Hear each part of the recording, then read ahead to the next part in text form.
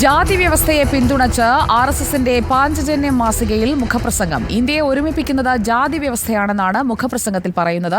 ജാതി ആയുധമാക്കി ഭിന്നിപ്പുണ്ടാക്കാൻ കോൺഗ്രസ് ശ്രമിക്കുന്നതായും മാസികയിൽ വിമർശനമുണ്ട്.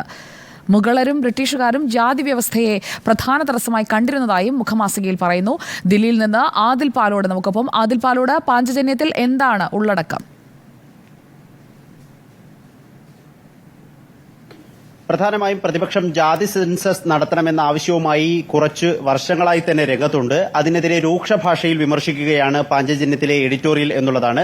പ്രതിപക്ഷം ജാതി സെൻസസ് ആവശ്യപ്പെടുന്നത് ഹിന്ദുവിന്റെ ഐക്യം തകർക്കാനാണ് എന്നതാണ് പ്രധാനപ്പെട്ട ഒരു വിമർശനം. ഒപ്പം ജാതി വ്യവസ്ഥയെ ന്യായീകരിക്കുന്ന പരാമർശങ്ങളുമുണ്ട്.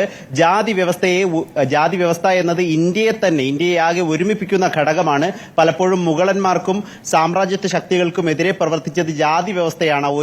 ജാതി വ്യവസ്ഥയിലൂടെ ഉണ്ടായതാണ് എന്നതാണ് പാഞ്ചജന്യ മാസികയിലെ എഡിറ്റോറിയൽ വിശദമാക്കുന്നത്.